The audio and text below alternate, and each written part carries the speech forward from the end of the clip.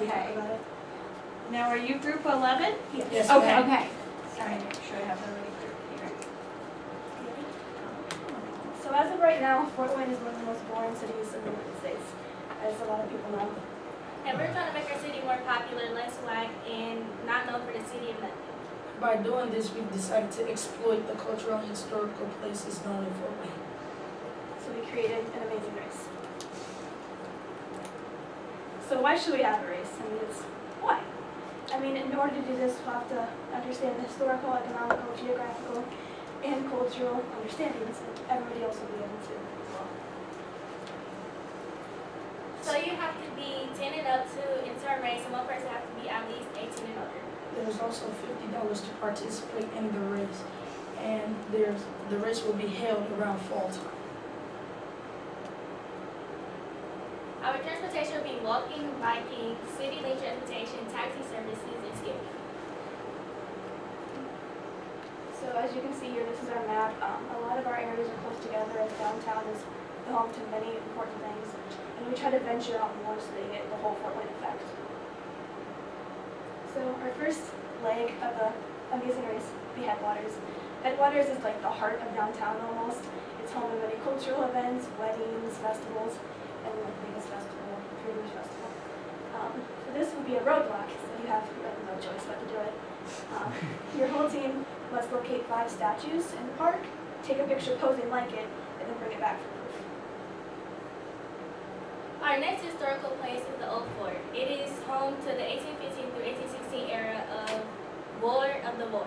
So our physical detour is to recreate the way that they used to cook and clean in 1815 through 1816, and our mental detour is to match the animal skins to the right animal.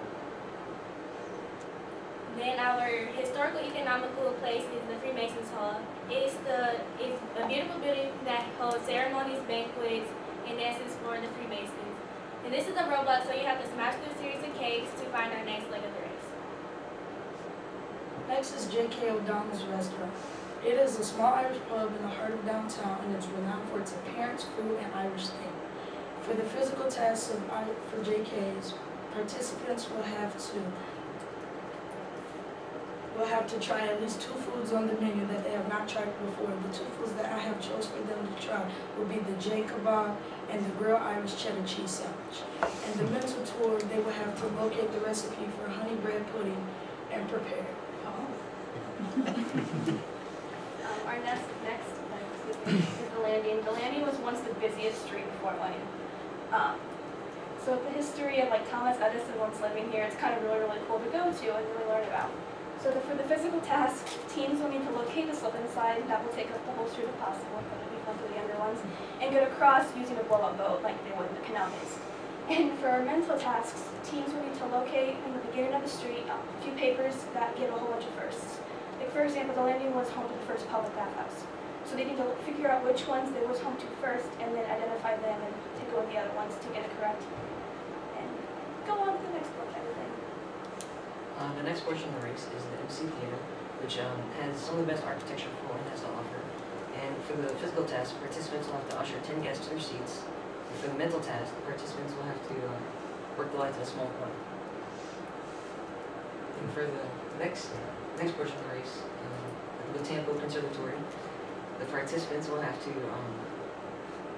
feed a Venus flytrap with a fly. And then for the physical test, the participants will have to identify 5 types of plants. Then we have the Parkview Theater. It's an amazing hangout for family and friends. If you just want to get away, you can watch one of our baseball games. So our physical detour is to play a baseball game with an opposing team that is already there and waiting. And our mental detour is to go around the stadium and find puzzle pieces to build their mascot. Next is the Fort Wayne's Children's Zoo. It is fun for all ages. Families, couples, even elderly can go there and have fun for themselves. It is home to many species of that live here on Earth with us. For the physical task, participants will have to visit as many habitats as they can to find the clue to the next portion of the race. And for the mental task, each team will be blindfolded and must identify a type of amphibian, mammal, and reptile. Sounds like snakes. Next we have Johnny Appleseed Park.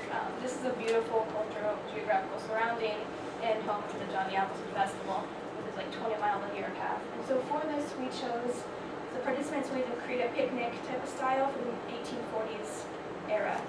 And for our mental tasks, with the help from you guys, hopefully we'll be able to have them host a caramel apple making stand during the festival. If that's not able to because of the season, we understand, but it'd be really cool to do. For my last portion of the race is the War Memorial Coliseum, which is Fort Wayne's largest coliseum. And for the physical test, participants will have to jump through rings to impress the circus clown. And for the mental test, participants will have to announce part of a basketball game. And next we have Sweetwater. Sweetwater is like the biggest music retail store in the nation, and there's nothing you can't do there.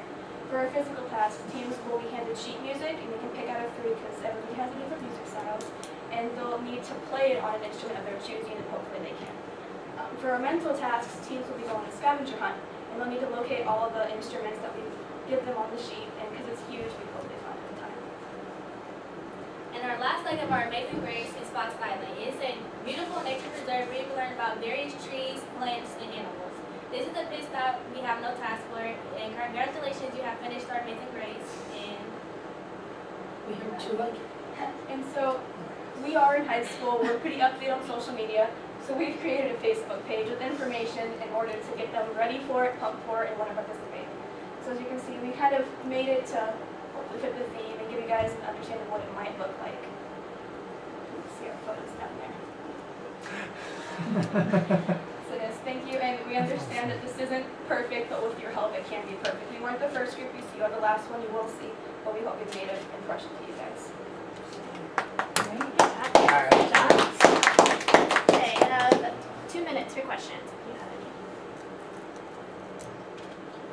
Whose idea was it to include J.K. O'Donnell's? Honestly.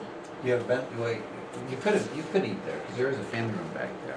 All right, so that, I'm impressed with that, because that's one of my favorite downtown restaurants, so I'm happy you did that. You know, Thank it's you, all Sam. ages. We think the Irish theme will kind of intrigue the younger ones and hopefully kind of get through fast and make it a lot more and joyful. bring out the different cultures in Portland. Because it's something you barely see every day. You don't really see a lot of people going around doing Irish themes or sound like Irish type foods. And they really exploited that part of history.